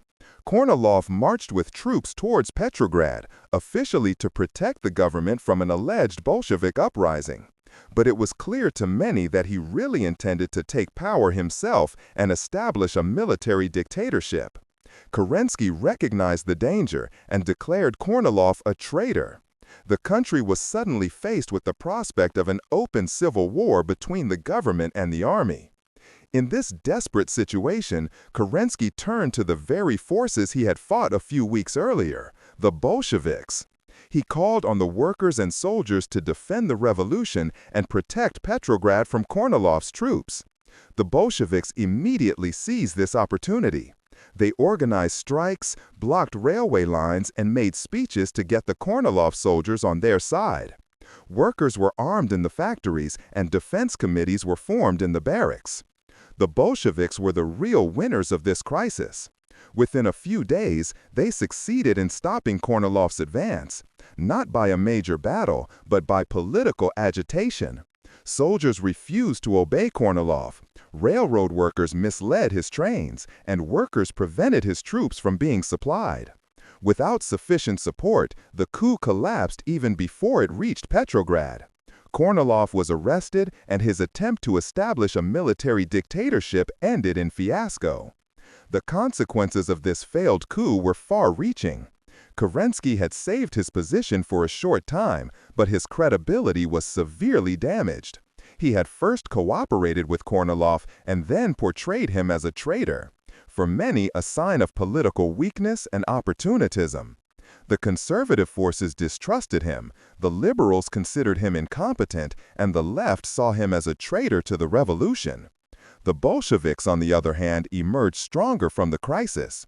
They had proven that they were able to defend the revolution while the government had failed. In the eyes of many workers and soldiers, they were the only force that consistently stood up against the threat from the right. Their influence in the Soviets grew rapidly, and they soon gained a majority in Petrograd as well as in Moscow.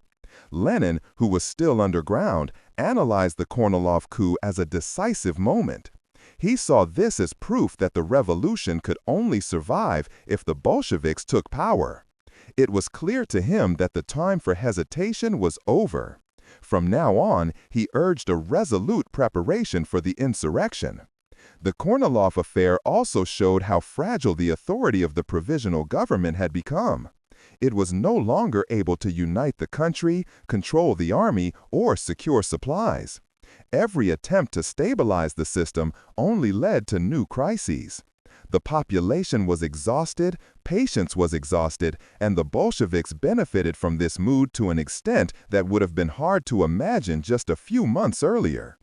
In retrospect, the Kornilov coup was a turning point. It decisively weakened the conservative forces, discredited Kerensky, and opened the door to power for the Bolsheviks. While the government was reeling, they seized the opportunity to strengthen their organization, collect weapons, and prepare their supporters for the decisive blow. The way to October was thus paved. Chapter 14. The Bolsheviks take over the majority in the Soviets. After the failed Kornilov coup, the balance of power in Russia changed fundamentally. The Provisional Government was weakened as never before. Its reputation was in tatters, and its ability to solve the country's crisis was no longer seriously believed by almost anyone. The Bolsheviks, on the other hand, emerged as the clear winners of the events. They had been instrumental in stopping Kornilov's advance, thereby winning the confidence of workers, soldiers, and peasants on a large scale.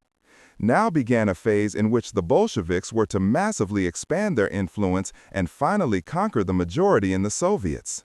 Since the February Revolution, the Soviets had established themselves as organs of self-government. In the factories, barracks, and neighborhoods, the people elected their representatives, who then deliberated on the most important questions in the Petrograd or Moscow Soviet. For many, these councils were the true voice of the revolution because they emerged directly from the people and were not determined by the old elites. The Mensheviks and socialist revolutionaries initially had the majority here because they were considered moderate forces who could mediate between revolution and order. But her alliance with the Provisional Government proved fatal. It became increasingly clear that the Mensheviks and socialist revolutionaries did not meet the central demands of the population. They held on to the war because they did not want to disappoint the Allies. They postponed the land question to an indefinite future as they referred to the Constituent Assembly. They defended Kerensky, although he seemed increasingly weak and indecisive. In doing so, they alienated themselves from the masses, who demanded quick solutions. The Bolsheviks made clever use of this growing disappointment. Their slogans were simple and understandable: peace, land, and bread, and all power to the Soviets. These slogans coincided with the immediate needs of the population. They promised peace for the soldiers, land for the farmers, and bread for the workers, three central problems that the government could not get to grips with. With speeches, leaflets, newspapers, and intensive agitation in the barracks and factories, the Bolsheviks managed to win more and more supporters. A decisive step was the electoral success in the Petrograd Soviet in September 1917. Here, the Bolsheviks succeeded in winning over the majority of the delegates to their side. Trotsky, who had been released from prison, took over the presidency of the Soviet and thus became one of the most important actors in the events to come. With him, the movement gained a brilliant speaker and organizer who could inspire the masses and at the same time think through military questions clearly. This success was also repeated in Moscow and other important cities. The Bolsheviks gained majorities in the Soviets, while the Mensheviks and socialist revolutionaries rapidly lost influence. Even in many soldiers' councils in the countryside, the influence of the Bolsheviks grew, although the social revolutionaries had traditionally been strong there. The combination of uncompromising demands and clever organization made the party a mass movement that transformed from a relatively small group to a central force within a few months. The Provisional Government reacted helplessly to this loss of power. Kerensky tried to present himself as the savior of the revolution, but he had hardly any support. His attempts to continue the war only increased discontent. The supply crisis continued to worsen, inflation rose, and hunger riots became more frequent. The peasants continued to occupy land without the government being able to intervene. Each day showed more clearly that the government had neither control nor authority. Meanwhile, Lenin, who was still underground, tirelessly pushed for a seizure of power. In letters and articles, he urged the party not to miss the moment. It was clear to him that the majorities in the Soviets gave the Bolsheviks the legitimacy to take power in the name of the people. He argued that the dual power was over and that only a decisive blow could save the revolution. Some leading Bolsheviks, such as Kamenev or Zinoviev, considered this attitude hasty and warned of defeat. But Lenin prevailed, supported by Trotsky, who took over the military organization. The Bolsheviks were now better prepared than they had been in July. They had armed militias, the so-called Red Guards, which had been formed in the factories.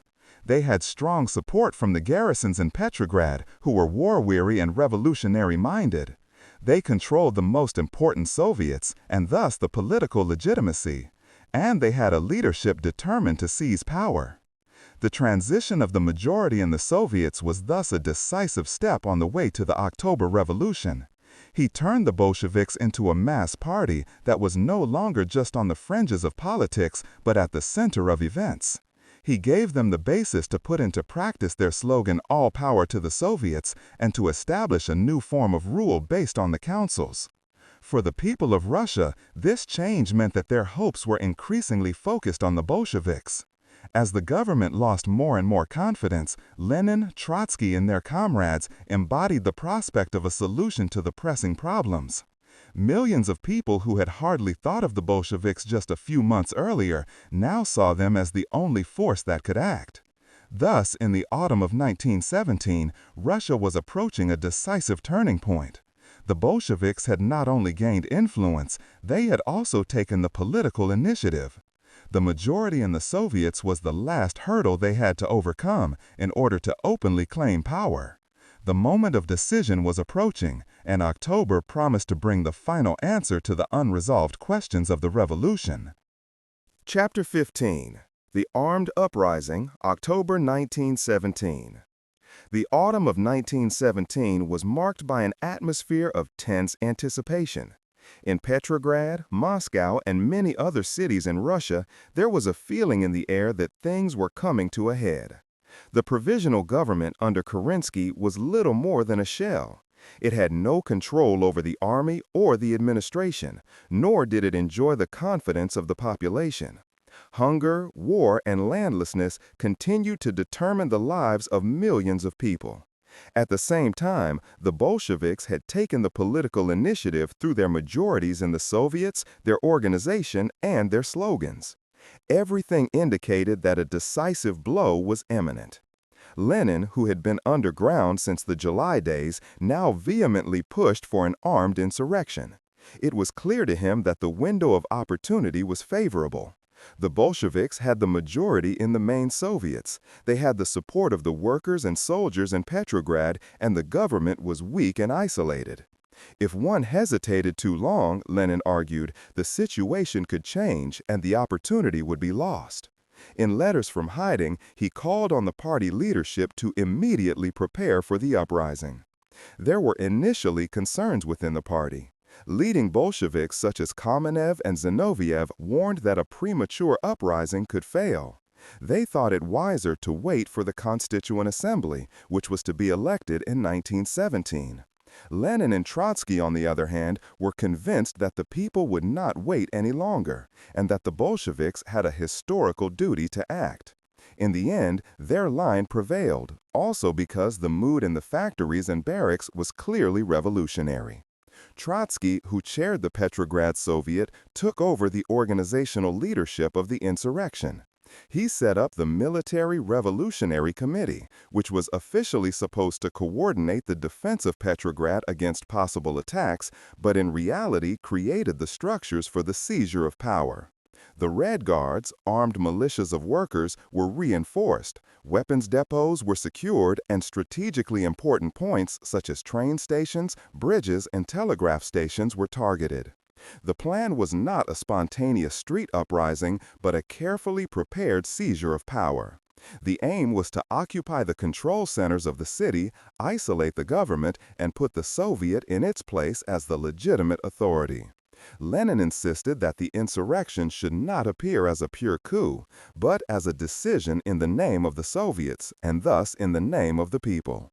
In the night of October 24th to 25th, according to the old Russian calendar, November 6th to 7th, according to the Gregorian calendar, the uprising began. The Red Guards and troops loyal to the regime of the Petrograd Soviet advanced according to plan. Bridges were occupied, the main post office and the telegraph office were taken over, railway stations and power stations were secured. Resistance was minimal, as many soldiers refused to fight for the government. The climax of the events was the capture of the Winter Palace, the seat of the Provisional Government. Kerensky had already fled to seek support from loyal troops. The other ministers entrenched themselves in the palace, but their defenses were weak. During the night, armed Bolsheviks and sailors stormed the building.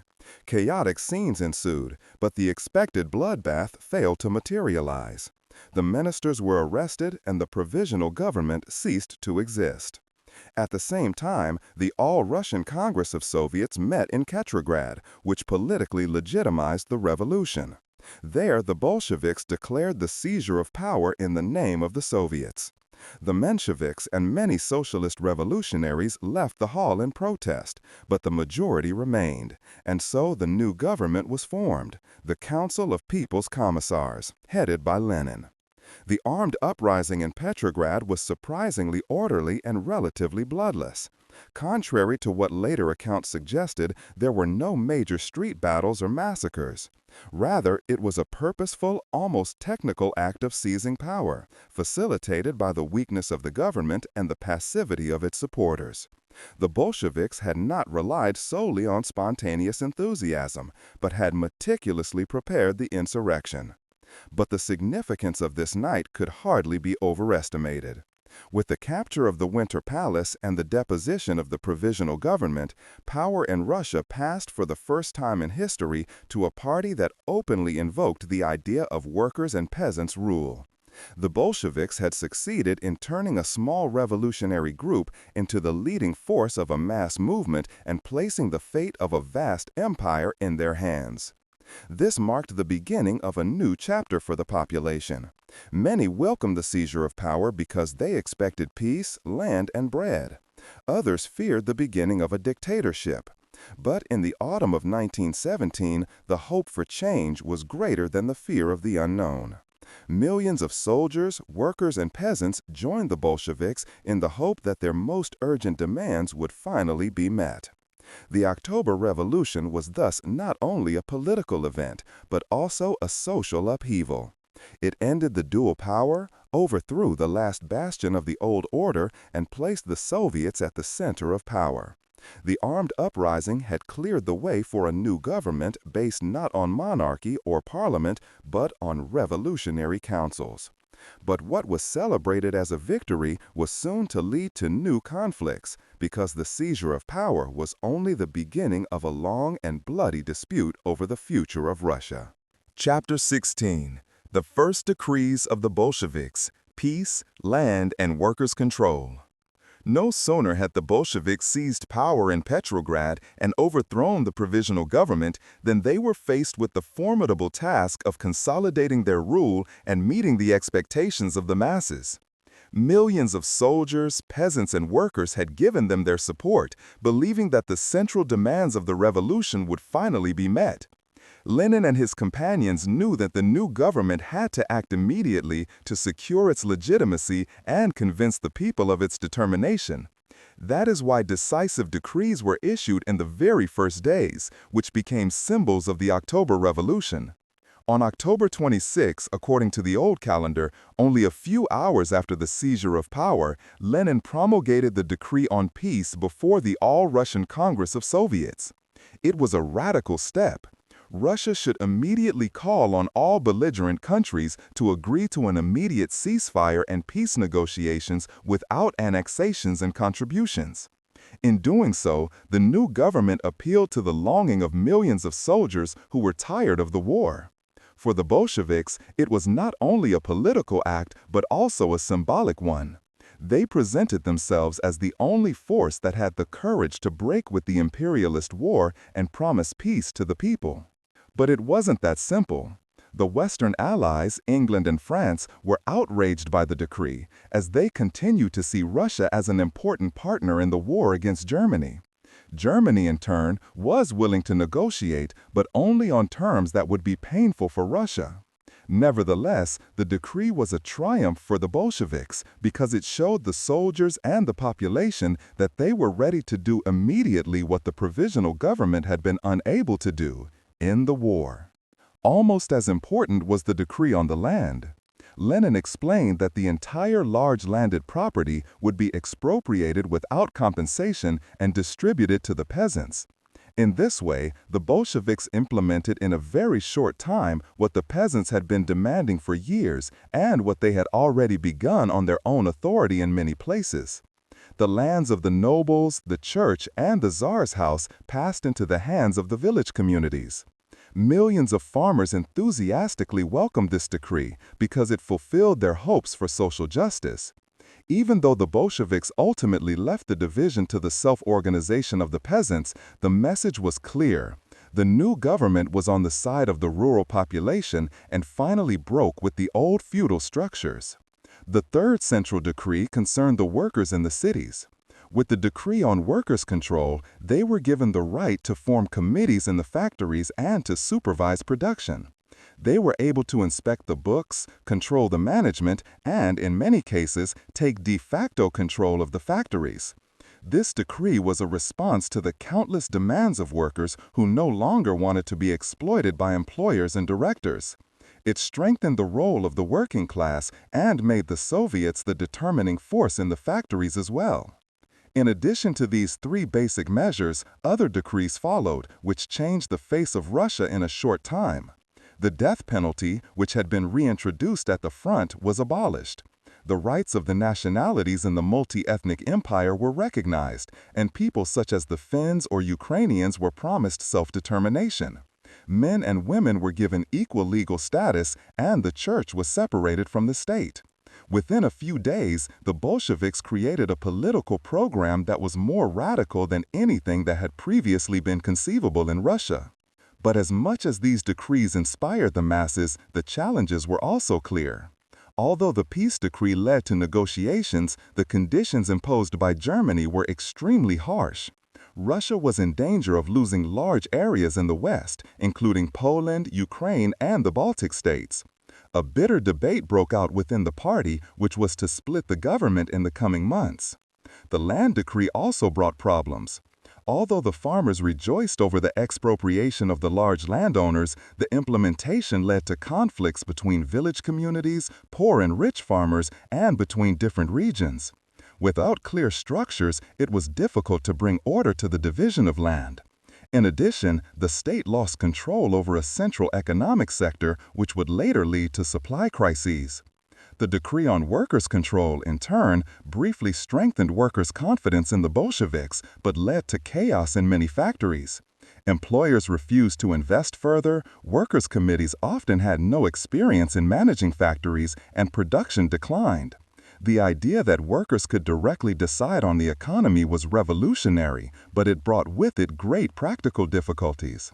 Despite these problems, the first decrees were decisive for the consolidation of Bolshevik power.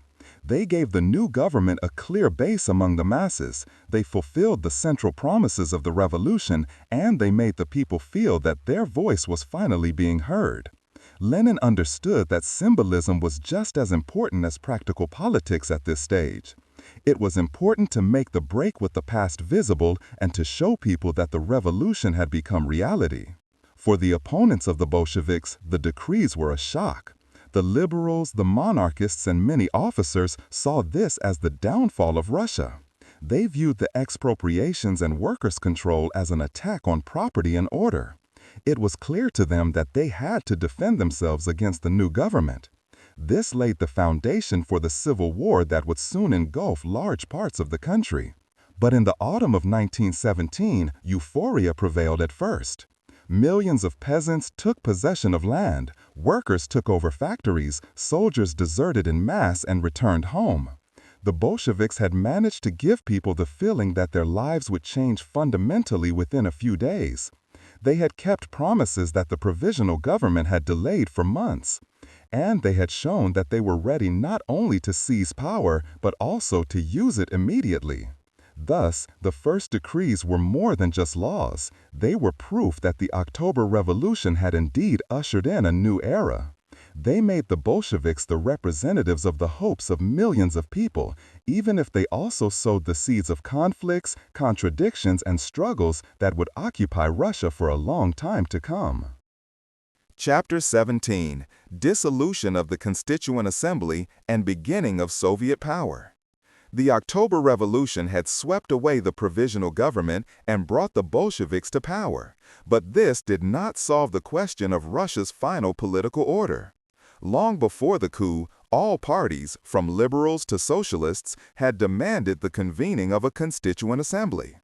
This was to be elected in general, equal, and secret elections and create a new constitution for Russia. For many, the assembly was seen as a symbol of democracy and a promise that the revolution would be steered into orderly channels. The Bolsheviks had also originally supported this demand, but after the seizure of power, they increasingly saw it as a danger, because it was foreseeable that they would not achieve an absolute majority. Although they had gained great influence in the cities, the social revolutionaries were traditionally strong in the countryside because they were closely linked to the peasants. Millions of peasants, who made up the majority of the population, were more likely to sympathize with this party, which represented their interests. The elections to the Constituent Assembly took place in November 1917. They were the first truly free, nationwide elections in Russia's history. Millions of people took part, and the result was clear. The socialist revolutionaries received by far the most votes, followed by the Bolsheviks. For Lenin and his comrades in arms, this was a sobering result. Although they had power in the cities, other forces continued to dominate in the countryside. Nevertheless, the Constituent Assembly met in Petrograd in January 1918. It was already clear in the preparation that there would be a conflict. The Bolsheviks, who in the meantime formed the Council of People's Commissars, did not want to see their achievements endangered by a parliamentary majority. For them, Soviet power, i.e. the rule of the workers' and soldiers' councils, was the only legitimate form of democracy. A parliament based on the Western model seemed to them to be a relapse into bourgeois forms that would not take sufficient account of the interests of the working class. On the day of the opening, the deputies gathered in the Tauride Palace. Armed Bolsheviks and Red Guards stood outside, watching the meeting with suspicion. Fierce debate soon broke out in the hall. The socialist revolutionaries, who were in the majority, wanted to establish a parliamentary democracy, while the Bolsheviks insisted that power must remain with the Soviets. After hours of debate, the assembly adopted a program that rejected the Bolsheviks' course. The Bolsheviks then took action. The next morning, after only one day, the Constituent Assembly was violently dissolved. Soldiers explained to the deputies that the time of parliaments was over and that power henceforth belonged solely to the Soviets. The dissolution of the assembly came as a shock to many who had seen it as the realization of democratic ideals. But the Bolsheviks defended their actions emphatically. Lenin argued that a purely formal majority meant nothing if it did not represent the interest of the working masses. For him, Soviet power was a higher form of democracy because it was based directly on the councils, which were elected by workers and soldiers and could be voted out of office at any time. This was a decisive step. Russia had not only overthrown the Tsar and abolished the Provisional Government, but had also rejected the idea of a classic parliament. Instead, Soviet power established itself as a new system of rule. The Council of People's Commissars under Lenin now ruled with the support of the Soviets, which served as the basic organs of power. The dissolution of the Constituent Assembly had far-reaching consequences. On the one hand, it consolidated the rule of the Bolsheviks because they eliminated all institutional competition. On the other hand, it alienated many who hoped for a parliamentary democracy. Liberals, socialist revolutionaries, and Mensheviks condemned the move as a betrayal of the ideals of the revolution. It also sparked outrage abroad. Western democracies saw this as proof that the Bolsheviks wanted to establish a dictatorship. For the Bolsheviks themselves, however, the step was consistent. They did not want to risk their power being undermined by parliamentary majorities. Their strength lay in the Soviets, where they now had a majority in most of the large cities. So they continued their course undeterred. The first months of Soviet power were marked by experiments, but also by resolute power politics. New institutions were created, the administration was restructured, the army was reorganized. Opponents were persecuted, newspapers were banned, and the political diversity that had briefly flourished after the February Revolution visibly disappeared. The Bolsheviks did not see themselves as one party among many, but as the embodiment of the revolutionary will. At the same time, they began to shape society according to their ideas. Education and culture were to be made accessible to all. Women were given comprehensive rights, and the economy was increasingly steered into state channels. These measures made the new government attractive to many, even if they were enforced with a heavy hand. Thus, with the dissolution of the Constituent Assembly, a new era began. Russia was now a country in which the councils no longer ruled, at least in theory. In practice, however, power was increasingly concentrated in the hands of the Bolshevik leadership led by Lenin and his close associates. This paved the way for a new political system that was to shape the coming decades. Chapter 18: The Civil War and the International Response. No sooner had the Bolsheviks consolidated their power and dissolved the Constituent Assembly than they were confronted with resistance from all sides.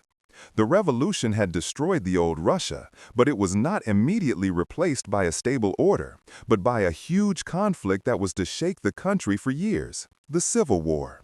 Between 1918 and 1921, Russia became the scene of a merciless struggle between the Reds, the supporters of the Bolsheviks, and the Whites, a heterogeneous alliance of monarchists, liberals, moderate socialists, and nationalist forces. In addition, there were interventions by foreign powers that wanted to overthrow the Bolsheviks, and uprisings by peasants, anarchists, and nationalities. The causes of the Civil War lay deep. Many sections of society did not accept the rule of the Bolsheviks.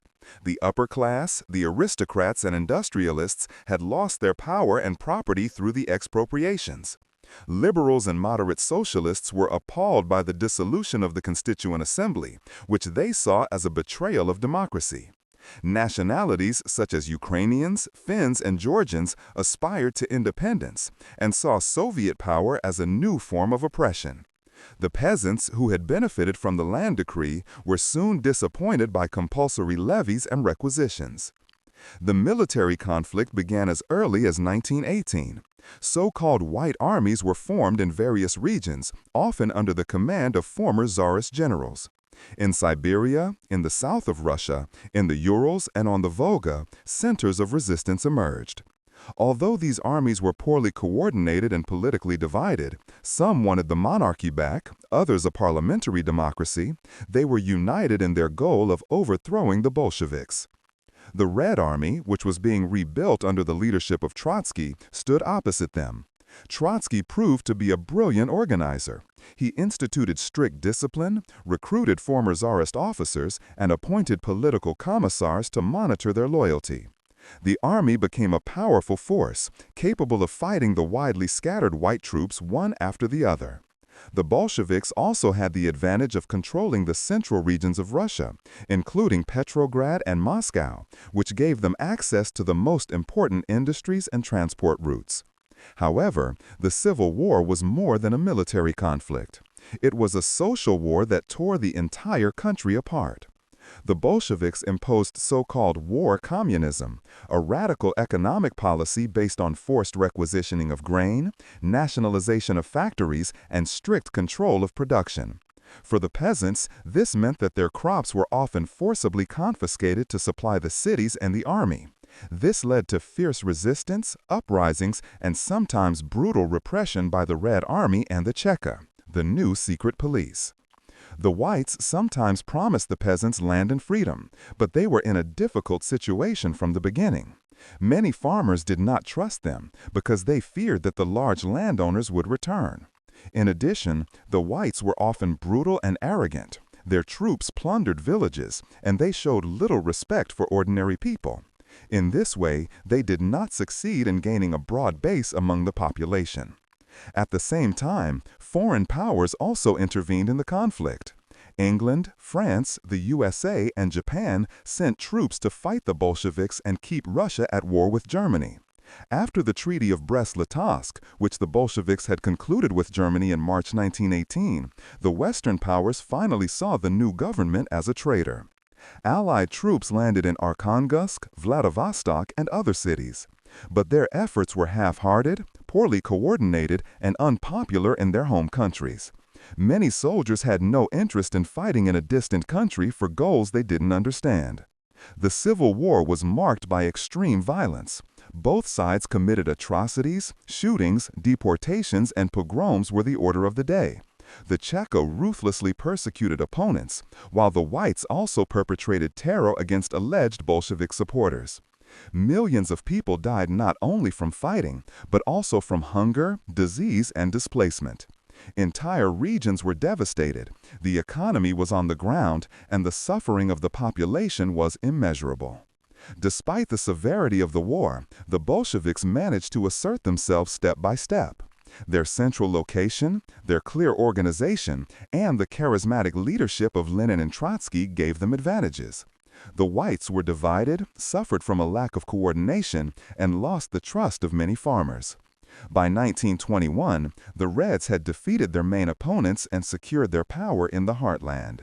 The international reaction to the Civil War was ambivalent. On the one hand, many Western governments viewed the Bolsheviks with disgust and fear. They were considered the embodiment of the revolution that threatened to spread to Europe. On the other hand, the Western powers had to acknowledge that their own interventions had failed, and that Soviet power survived despite all opposition. For the international workers' movement, on the other hand, the Russian Revolution became a symbol of hope. Communist parties were founded in many countries, inspired by the example of the Bolsheviks. With the victory in the Civil War, the Bolsheviks had consolidated their power, but the price was high. Russia was devastated, the economy was in ruins, and the confidence of many farmers was destroyed. The harshness of war communism left deep scars. But from the Bolsheviks' point of view, the Civil War was the decisive test that showed that their rule was not only a short-term event, but could also assert itself militarily and politically. Thus, the Civil War marked the transition from revolution to a new system. Soviet power had survived, held on against internal and external enemies, and laid a foundation on which the Soviet Union would later emerge. For the Bolsheviks, this was final proof that their revolution could no longer be stopped. But for millions of Russians, it meant years of suffering that turned the dream of freedom into a nightmare of violence and deprivation. Chapter 19: Consolidation of Soviet Power and the Founding of the Soviet Union. With the victory of the Reds in the Civil War and the defeat of the Whites, the power of the Bolsheviks seemed to be consolidated. But the country they ruled was hardly recognizable. Millions of people had died. Large parts of the economy lay in ruins. Villages and towns were devastated, and hunger and epidemics determined everyday life. Russia was faced with the daunting task of rising from the ruins. For the Bolsheviks, this meant permanently securing their rule not only militarily, but also politically and economically. The consolidation of Soviet power began immediately after the end of the Civil War. At first, the Bolsheviks continued their policy of so-called war communism, which had been introduced during the fighting. It was based on the total control of the economy by the state. Factories were nationalized, trade was largely prohibited, and farmers were forced to deliver their harvests. This policy had helped to supply the army, but led to catastrophic consequences for the population. Farmers increasingly refused to sow because they had to give up their harvest anyway, and hunger prevailed in the cities. In 1921, the hardship reached a climax. In Kronstadt, the naval base near Petrograd, there was an uprising of the sailors, who had once been considered the most loyal supporters of the Bolsheviks. They demanded more freedom, the abolition of coercive measures, and a return to democratic principles in the Soviets. The uprising was bloodily suppressed by the Red Army, but it showed how great the discontent had become even among revolutionary supporters. Lenin recognized the danger and initiated a decisive change of course. With the so-called New Economic Policy, NEP, which was promulgated in 1921, war communism was ended. Farmers were allowed to sell part of their harvest freely. Small farms could be run privately, and trade was allowed to a certain extent. These measures quickly led to a noticeable recovery. Markets filled up again, agriculture recovered, and the economy slowly began to grow. However, the NEP was not a return to capitalism, but a tactical concession. Lenin and the Bolsheviks saw it as a necessary respite to stabilize the country and secure the foundations for socialism. The big industries, banks, and foreign trade remained in state hands, and the political power of the Bolsheviks was not questioned. At the same time, the Bolsheviks expanded their political rule. The Communist Party, as the Bolsheviks now called themselves, became the only legal party. Other political groups were banned or persecuted, and any opposition was suppressed by the secret police. Within the party itself, strict discipline prevailed. Parliamentary groups were no longer allowed, and the decisions of the leadership were binding. As a result, the party developed into a centralized power apparatus that controlled all political life. A further step in the consolidation was the reorganization of the state. In 1922, the Union of Soviet Socialist Republics, USSR, was founded. It united the Russian heartland with other regions such as Ukraine, Belarus, and Transcaucasia to form a federal federation. Formally, this alliance was intended to ensure equal rights for peoples, but in practice, power remained concentrated in Moscow. The Soviet Union was born, a new state that explicitly saw itself as the first socialist country in the world and wanted to tread a completely new path.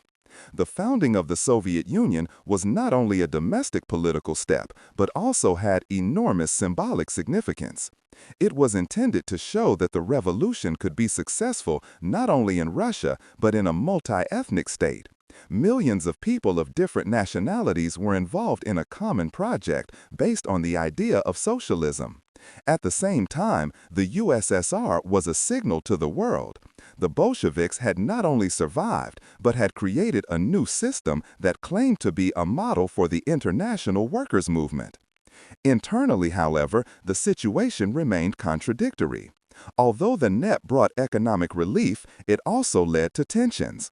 Wealthier peasants, the so-called kulaks, benefited more, and new traders and entrepreneurs, the NEP men, emerged in the cities. For many convinced communists, this was a step backwards and a betrayal of the ideals of the revolution. At the same time, the party's control over politics and society remained unchallenged. Freedom of the press, diversity of opinion, or independent organizations no longer exist. Within the party itself, strict discipline prevailed. Parliamentary groups were no longer allowed, and the decisions of the leadership were binding. As a result, the party developed into a centralized power apparatus that controlled all political life. A further step in the consolidation was the reorganization of the state. In 1922, the Union of Soviet Socialist Republics, USSR, was founded. It united the Russian heartland with other regions such as Ukraine, Belarus, and Transcaucasia to form a federal federation. Formally, this alliance was intended to ensure equal rights for peoples, but in practice, power remained concentrated in Moscow. The Soviet Union was born, a new state that explicitly saw itself as the first socialist country in the world and wanted to tread a completely new path. The founding of the Soviet Union was not only a domestic political step, but also had enormous symbolic significance. It was intended to show that the revolution could be successful not only in Russia, but in a multi-ethnic state. Millions of people of different nationalities were involved in a common project based on the idea of socialism. At the same time, the USSR was a signal to the world. The Bolsheviks had not only survived, but had created a new system that claimed to be a model for the international workers' movement. Internally, however, the situation remained contradictory. Although the net brought economic relief, it also led to tensions. Wealthier peasants, the so-called kulaks, benefited more, and new traders and entrepreneurs, the netmen, emerged in the cities. For many convinced communists, this was a step backwards and a betrayal of the ideals of the revolution. At the same time, the party's control over politics and society remained unchallenged. Freedom of the press, diversity of opinion, or independent organizations no longer exist. The years after the Civil War were therefore marked by a double process: economic liberalization and political hardening. While people were able to trade in the markets again and life returned to normal, political power became more and more centralized. Lenin himself was the driving force behind this, but his health deteriorated rapidly from 1922 onwards. After several strokes, he was only able to work to a limited extent, and soon struggles began for his succession. Nevertheless, Lenin has succeeded in consolidating Soviet power and laying the foundation for the Soviet Union. From a shattered, war-ravaged country, a new state had emerged that had not only survived, but saw itself as an independent model. Millions of people saw it as a symbol of hope, while others saw it as a dictatorship that worked with violence and oppression. The consolidation of Soviet power was thus a contradictory process. It meant stabilization after years of chaos, but also the loss of many of the democratic hopes that had blossomed in 1917. The Bolsheviks had kept their promise to bring peace, land, and bread, but they had also established a one-party rule that left little room for criticism or dissent. Thus, in the 1920s, the Soviet Union entered a new phase, characterized by recovery, reconstruction, and hardening at the same time. Chapter 20. The Legacy of the October Revolution, Effect on World History. When the Bolsheviks took power in October 1917, few could have imagined the far-reaching consequences this event would have for Russia and world history. At first, it was an upheaval in a war-torn country, but soon, the October Revolution became a symbol that inspired generations, influenced entire continents, and decisively shaped the 20th century. For Russia itself, the revolution meant the end of a centuries-old order. The monarchy of the Romanovs, which had ruled for 3 centuries, had finally disappeared.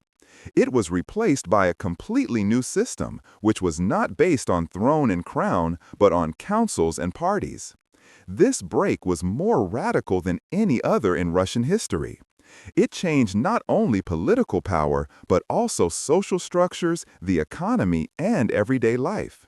Millions of peasants were given land, workers became masters of the factories, and women gained rights that in many Western countries only became self-evident decades later. But the revolution brought not only liberation, but also new forms of oppression. The dissolution of the Constituent Assembly, the persecution of political opponents, the introduction of one-party rule, and the establishment of a powerful secret police showed that the Bolsheviks did not allow a competition of ideas. For many who had dreamed of democracy and freedom in February 1917, the revolution was a disappointment. Instead of a pluralistic system, a state emerged that ruled in the name of the people, but in reality concentrated power in the hands of a small elite. The international impact of the October Revolution was enormous. For workers and the oppressed all over the world, it became a signal that another society was possible. In Germany, Hungary, and other countries, revolutionary movements emerged after the war, which were based on the example of the Bolsheviks. Communist parties emerged all over Europe, and the idea of an international revolution seemed tangible to many. Lenin and his comrades in arms founded the Communist International, or Comintern for short, in 1919, which was intended to unite revolutionary forces worldwide. The aim was to carry the flame of revolution beyond Russia and create a worldwide system of socialism. Although this vision failed in most countries, it spread a new ideology that for decades served as a counterweight to liberal democracies and capitalist societies. For Western governments, on the other hand, the October Revolution was a bogeyman. They feared that the revolutionary wave could also sweep their countries. In many states, workers' uprisings were brutally suppressed, and anti-communism became a formative force in politics. The fear of a red menace determined international relations and contributed to the development of a deep rift between East and West in the course of the 20th century. The founding of the Soviet Union in 1922 was the institutional consequence of the October Revolution. It established the world's first socialist state, which became a model not only for its own citizens, but also for millions of people in Asia, Africa, and Latin America. Especially in the period after the Second World War, when the Soviet Union rose to become a superpower, the memory of 1917 acted as a source of legitimacy and inspiration. Liberation movements in the colonial world saw the revolution as a model for the struggle against imperialism and oppression. At the same time, the revolution also led to bitter conflicts. The Cold War, which characterized the second half of the 20th century, would have been inconceivable without the October Revolution. The duel between the USA and the Soviet Union was more than a geopolitical competition. It was an ideological struggle between capitalism and socialism, between the heirs of the bourgeois revolutions of the 18th and 19th centuries and the heirs of the Bolshevik Revolution of 1917. The legacy of the revolution is therefore ambivalent. It brought social progress that can hardly be denied: literacy, education for all, women's rights, the end of large land ownership. It inspired millions of people around the world to fight for justice and equality.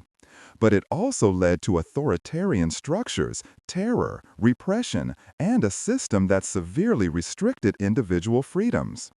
In Russia itself, the memory of the revolution remained ambivalent. For the Soviet leadership, it was the founding myth, celebrated with parades, monuments, and rituals. Every year, November 7th was celebrated as the most important holiday to commemorate the storming of the Winter Palace. For many ordinary people, however, the revolution was less a heroic act than the beginning of years of suffering, civil war, and harsh upheavals. Today, with the distance of more than a century, the October Revolution is often viewed more soberly. Historians see it as both an answer to the deep crises of the Tsarist Empire and the beginning of a new era that brought opportunities and dangers at the same time. It was an attempt to solve the social question radically, but also the starting point for a system that created its own contradictions and hardships. It remains indisputable that the revolution of 1917 changed the world. It not only destroyed the monarchy in Russia, but also created a model that shaped the minds of millions for decades. It was a source of hope and fear, of utopia and horror at the same time. Their legacy is not ambiguous answers, but the recognition that radical change is possible, and that it can always produce both liberation and new forms of domination. Thus, the history of the October Revolution does not end in 1917, but extends far into the 20th century. It shaped societies, states, and ideologies, and left traces that are still visible today. The legacy of this revolution is a reminder of how profoundly political upheaval can affect the fate of millions, and how much the longing for justice and freedom simultaneously raises new questions about power, responsibility, and humanity.